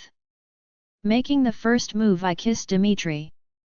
And he returns it hungrily, devouring my mouth with his lips, kissing me from top to bottom before he places his tongue with mine, making my body jolt in pleasure. Chapter 27, Drifting. His hands trail up my thighs, my legs shaking at his touch, and suddenly I was aware. He picks me up from the floor and I circle my legs around his waist. He carries me in this position to the bed without breaking the kiss. He drops me on the bed softly, finally parting ways with my mouth. He raises the grown-up, parting my legs for him. You're so beautiful, Lila. Dmitri, please, I begged, tugging at his hair. Dmitri, I shout as the bittersweet pain shoots through me. Lila, you're better than I imagined. You're so tight, baby. The pain isn't as painful as the first, but it still hurts regardless. His hips move slowly in shallow thrusts till I don't feel the pain, no more, only pleasure. I walk out the bed and he wakes up at the movement. Lila, he breathes, sounding confused. I pick up my gown where it had been tossed and dressed quickly. I hated the feeling I had inside one. I wasn't able to confront one I shoved at the back of my mind as I remembered why I had come to the room in the first place. Lila. Dmitri says more actively.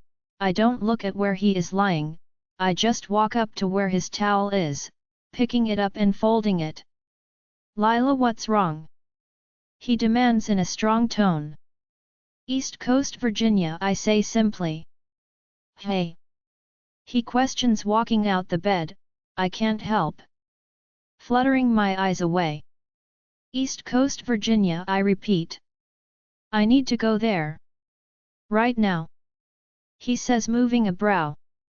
Yes, it's a bit urgent, don't take it the wrong way, it's okay, just give me a minute, I'll change into clothes, he says, trying to hide his disappointment. No, I stop him from walking to his closet. I'll have to go alone, excuse me. He says in a forced tone. I have to go alone, Dmitri. Look, I'm glad you've already done so much for me, but I need to go there alone. I'm so sorry, it's not the right time for it, but I have to, I say, holding his arm. This was a battle I had to face alone if I wanted to get answers. Frankly, at this point I had only me, and that was all I needed. Nobody actually cared. My mother died in my hands, and those who punished and tortured her roamed the world freely, who knew the countless of people they were hiding inside that big mansion.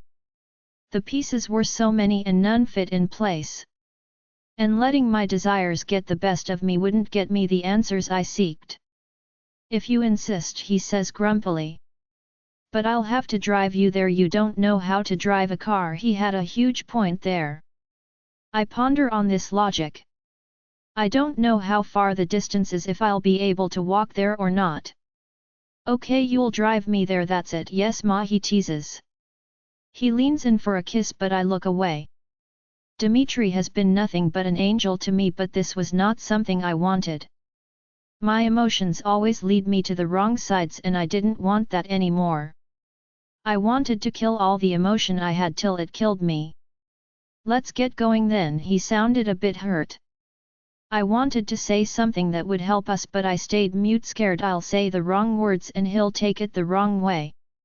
After we both wore proper clothing, we headed outside. He walked ahead of me to the car, already starting the ignition before I sat down. On the east coast of Virginia, his GPS said the only thing that made a sound through the drive. There was an awkward silence between us in the car. I looked out the window at the tall buildings and scenery of the night lousily drawing me to sleep. I hear Dmitri curse loudly and a screeching sound of him drifting. This jolts me awake, wondering what happened. Dmitri slams the brake hard before we could crash into the side of the street. What happened? I asked, confused, rubbing my eyes to ensure I wasn't dreaming. Almost crashed into a lady, I hope she ain't hurt. Removing his seat belt, he opens the door briskly and gets out, and I do the same, rushing to where he was. I'm so sorry, Ma. Dmitri says, stunned like he had seen a ghost. Melissa, he says. Young late 30s, top dusting dirt if herself, her lip in dot a thin lip of anger. Glad to see you too, Dmitri, she says sarcastically. Thanks for the damage, waving her hand at the flower pot that was broken. Who is she? I whispered, but the lady heard me, looking from head to toe. She's former Luna of the pack, Melissa Blackwood, Kieran's mother. Chapter 28. My features. Lila Crestwood, seems like my son is getting what he deserves anyway. You never saw me, Sinara, she says, walking away. No, Ma, I'm Lila. I didn't ask for an introduction, she snaps, cutting me off. I'm taken aback by her tone and hostility towards me. Okay, ma'am, we actually drove all the way here to see you. She looks at me weirdly, her blue eyes squinting as she observes my features. I don't have the answers you seek, and whatever you're doing between hot and spicy you ain't doing right. I'm so confused, and I'm sure it's evident, but she's either ignoring it or oblivious to it. As she walks, I follow behind her. Ma, please, if you just give me least 10 minutes of your time, I'll be out of your hair. She glares at me like I was a pest. I know you ain't dumb, you can hear me perfectly, can't you? If I'm honest, I can only hear her but can't understand anything she's blurting except the fact she doesn't want to speak to me. Ma, please, my mother told me to come see you. Good for her, Ma. I ain't want no problem. Correction, you are trouble and I ain't want none of it. Right hand to my head, I slump down, letting her go, looking back at Dmitri, who just shrugs his shoulders. I breathe in and say the one thing I think would work. Malia is dead. This stops her. She stands for a few seconds before she turns around. 10 minutes top, she says through gritted. Okay, let me say goodbye. Ain't waiting for that. You better keep up if this talk is really important. She turns away and starts heading down the pavement. I hurry back to where Dmitri is leaning on his car. So this is it, he starts. I'm sorry we ended on a rough patch, I say sadly. I wouldn't say that. You're sure you'll be fine? He stands up from his car, taking both my hands in his. I can handle it. I'm a tough girl. You can say that again, but you know I can give you a life better than the one Kieran offered you. I promise you a home, a new life, a new beginning. These last few years will be nothing but a nightmare. If you say the words, I swear you'll never shed a tear again or have to struggle for anything. Lila Crestwood, you're the type of woman I want to keep by my side. Without a doubt I can help you ease your demons. I'll add color into your life, make every dream and wishes come true, only if you let me, he promised, sincerely squeezing my hand a bit. Without an ounce of doubt I know he'll make each and everything he said come true, but my only dream is to clear my father's name and repay my mother's murders. A dream only this path can lead me to. I know, Dmitri, but I've made my decision and I'm not going to go back now, I say, not meeting his eyes. Okay, Lila Crestwood, it was nice knowing you. Kissing me on the cheek, he gives me a hug before opening his car's doors. Goodbye, Dmitri. Thank you. Goodbye, Lila Crestwood, he says, starting the ignition of the car, and I turn around in time to see Melissa disappearing into the street. I hurry right behind her, literally running to catch up to her as I hear a door snap close. It was a small bungalow with scrubs and flower pots circling the porch. I think I'm at the right house. Walking up the small steps, I walk to the wooden door and press the doorbell. Come in, her cranky voice yelled. I open the door into the living room. It smells of dandelion and strawberry, a few questions roaming through my mind. Lord Blackwood owns a big home. Why is his wife in this small apartment? Did they part ways? Why is she the former Luna, and more importantly, why did my mother say I should meet her? Well, have a seat, you're blocking out the air. Obeying quickly, I sit on a sofa watching her wear gloves in the kitchen. You have 10 minutes, your time is ticking. I have a lot of questions to ask. What is the crown? I blurted out. She drops the knife she was holding and looks at me, and her expression darkens. I have no idea what you're talking about, she says, fluttering her lashes, her lips turned in a frown, returning to the vegetables she was cutting. My mother asked me to come here. You'll give me the answers I seek. The answers you find ain't nothing I got, she snaps, hitting the knife hard on the chop board. She was locked up in Lord Blackwood's mansion. I found her there. Same shit you putting yourself into, she says, pointing her knife at me. I feel there's something you're not telling me. I smell my son's scent all over you. It's suffocating. I can't believe he finally settled down. He always had good taste. I almost smiled at that. With no brains, and there you have it, the downside of her presumed compliment. The crown ain't nothing you should get yourself involved with. If you have any brain, you should take on Dimitri's offer and get on with your life. I'm stunned she heard that. You made the right choice by leaving Kieran. He's a mouthful sometimes, and you ain't got the teeth to bite through. You must have used some spell on him to mark you, but I can tell you didn't leave him for the right reasons. They always did. I could read the sadness in her face as she stares at the empty space, lost in thoughts. I just want justice. 6, she says, cutting her vegetables again.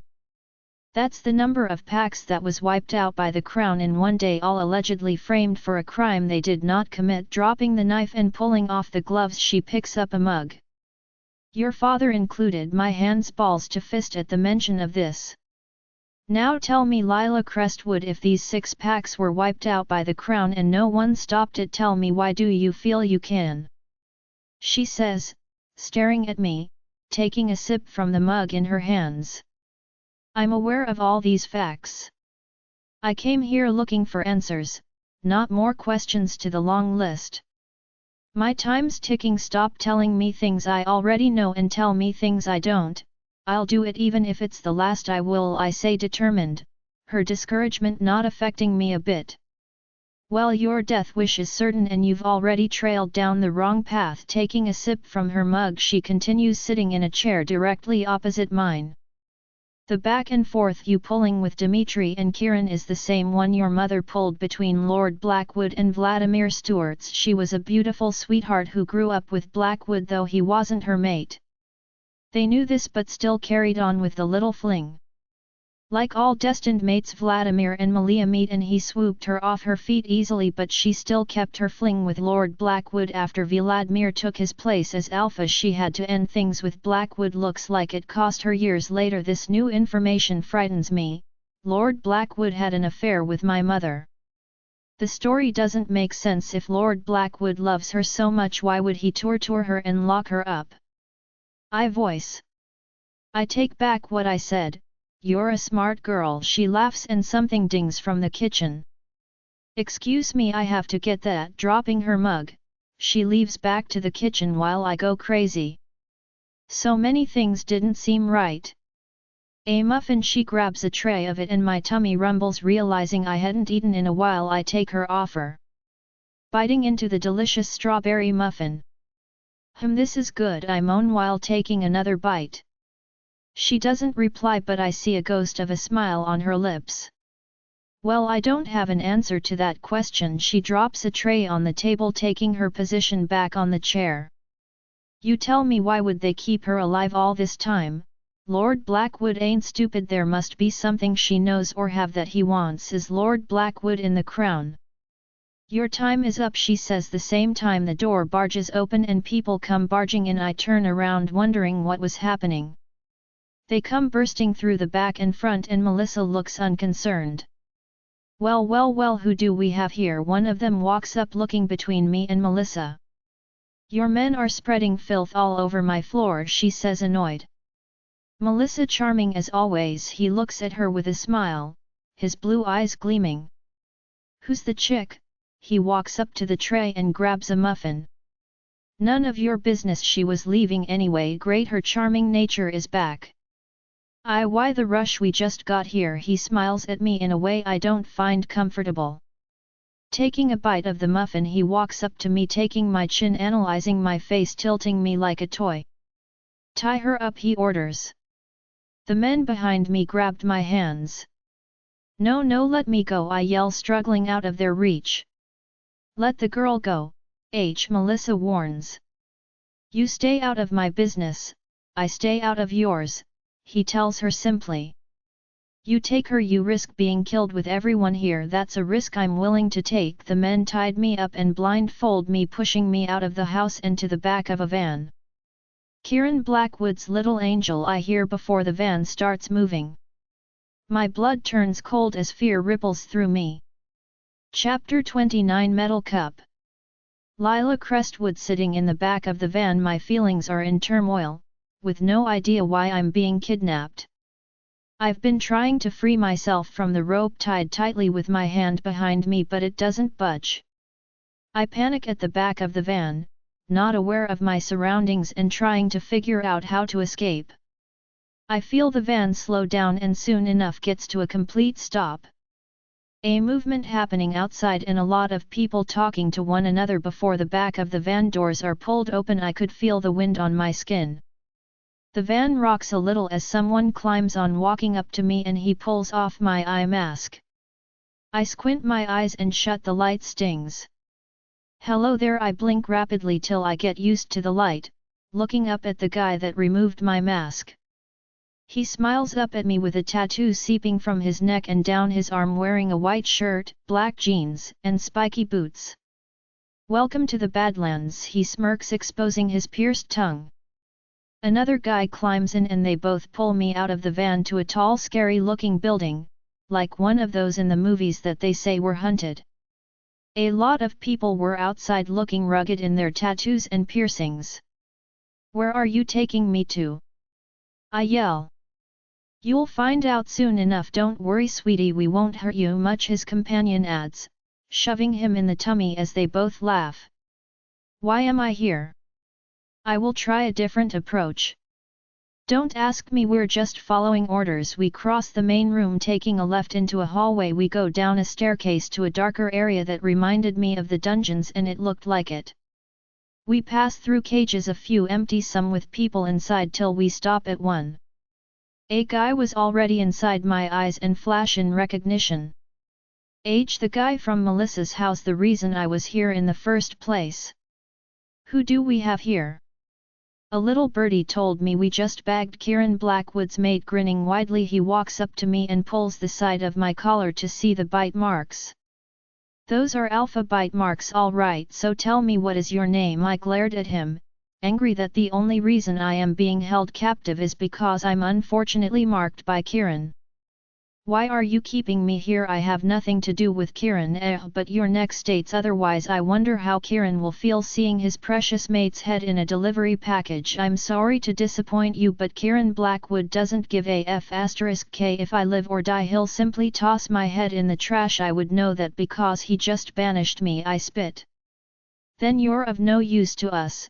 Kill her, he says, walking away, one of the guys hurrying inside holding a knife. No please, I can help you take down Kieran Blackwood. He holds his hand, stopping him.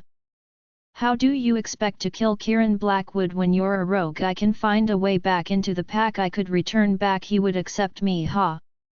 He laughs. You really expect me to believe that? Even if you can manage to get into the pack, how will you succeed in killing Kieran Blackwood? He crouches low to my level. I gaze up at him, looking him square in the eyes.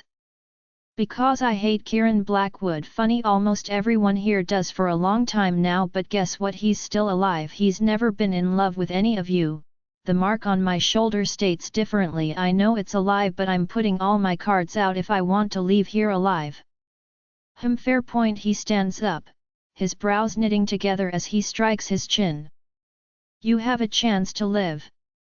For now, if you survive tonight's battle, you might be trained to be a weapon or sold to be a toy. Either way, I don't lose. Stating this, he turns to one of the boys.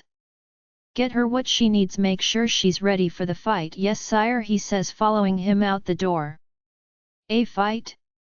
I swallow the bile in my throat. Even if I win tonight's fight, how will I kill Kieran Blackwood? They come in later with some stuff. One goes behind me using a dagger to cut my rope loose. Here, wear these. He hands me some clothes, a jean trouser and a black t-shirt. Holding the clothes in hand, I wait for them to give me privacy. They don't budge, staring at me with smirks on their faces. Can you guys please leave? I snarl, irritated. Don't worry baby, we love to stay, he smirks, taking his tongue piercing in between his lips. Having no other choice, I stand close to the wall, pulling the stretchy jean under my gown, glaring at the guys who just laugh like a silent joke had been said. Turning around, I pull off my gown, wearing the t-shirt fast. Damn baby, if you up for sale I'll like that all up on me, I'll beat you to it, his companion warns, laughing. I rolled my eyes, twisting my ankles that hurt. The flesh that was binded by the rope had turned red. Here, you'll need the energy. Opening a cloth, he hands me a plate where there's bread, rice, grapes, an apple, and a metal cup. They lock the cage as they exit. I take the plate, sitting on the floor, eating everything served. The bread tasted stale, but I used the juice in the cup to drain it down my throat. I learned how to survive on little meals a long time ago, but I ate not because I was hungry but because I needed something to do, and maybe I'll need it for later, to an opponent I know nothing of. Chapter 30 Crowd. Hey, I'm kicked by the side of my ribs rising lousily from the ground. I had fallen asleep. I look up at the guy who just woke me up. It's time to go sugar, he says, hooking his tongue piercing in his teeth. Suddenly remembering I had a fight right about now, I stand to my feet, folding my hair in a messy ponytail. Praying to the moon goddess she saves me from this. Walking through the dark cellars, down a tunnel where I could hear a crowd cheering, a gladiator ring behind a caged wall. 2 men and a girl were standing by the side of the gates. Here the girl hands me a sword that had a stain on it, that looked like blood. My eyes widened in horror as a thought kicked in that it might be my blood next. Hey, the girl calls out to me, don't die, she says, smiling genuinely. Which I don't respond to. I was too busy figuring out how to survive this. The hinges of the cage creak as it's being pulled upwards, then I'm shoved into the light, the cage closing as I walk in. The crowd was shouting and cheering, matching my racing heart. I look straight ahead and see Age in a chair beside 2 girls fanning him as he drank from a golden goblet. He stares at me with a wink. I hear the second cage open at the far end of the arena. Her opponent is our champion and 3 times in a row as Death Warrior Crazy Jane, the commentator announces, and the crowd goes wild, my hands shaking as I hold the sword weakly. I hear grunting like a beast as she stomps into the ring and my jaw drops. Crazy Jane didn't look feminine at all, wearing a torn shirt with blood marks, heavy leather belt and pants with spiky boots. Her hair was weaved back, a stitched scar running from her left eye down her strong jaw, her sword 2 times larger than the one I held. I stare at the large woman in defeat. It would take more than a miracle to win this fight. We have one rule, the commentator says. Kill or get killed, the crowd choruses as they go in a fit of cheering. Crazy Jane looks at with a small smirk on her busted lip. She advances and I do the one thing I think I can. I run without looking back.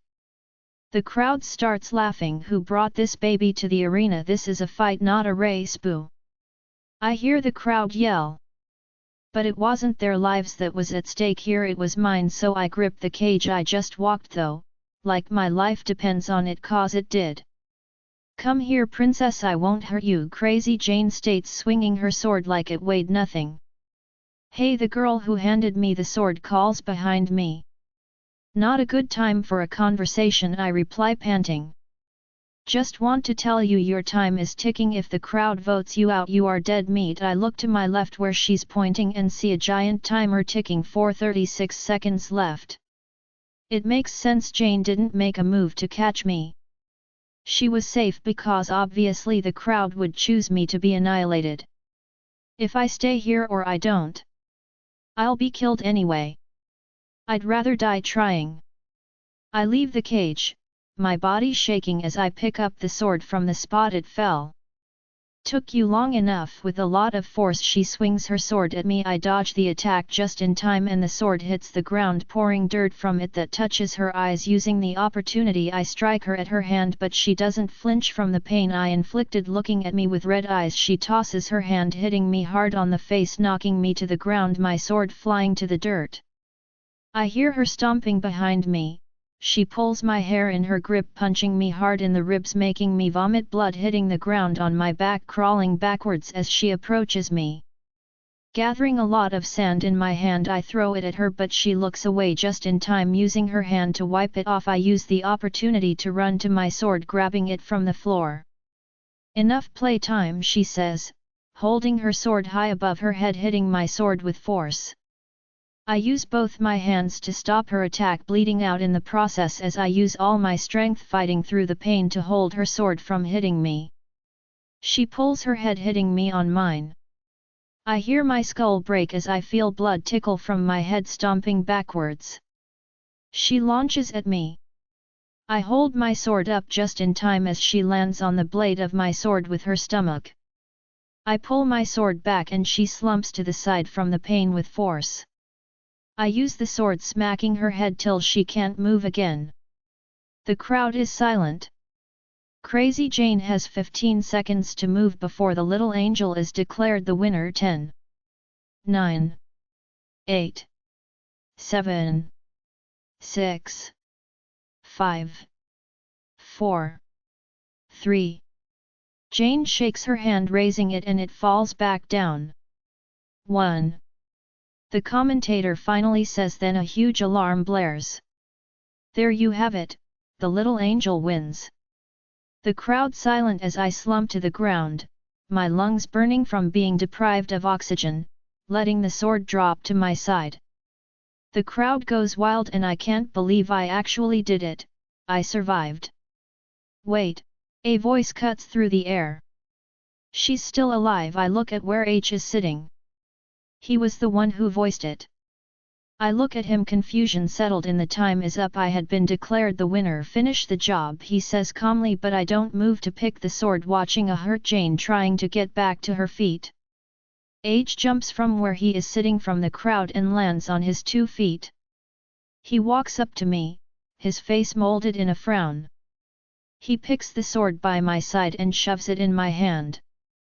Do it, he threatens sternly. But no buts, you kill her or you get killed. I look at where Jane lies.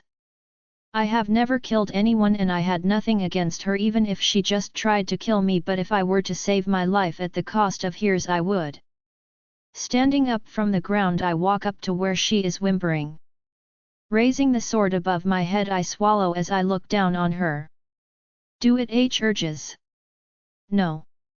I state, dropping the sword by my side in dismay. I can't. I just can't. H walks up to me, picking the sword from the floor, pointing it in between my eyes as I accept my fate. This will be my end. Join our Facebook and WhatsApp group for more updates, link is given in description. Rest audiobook will be continued in next episode.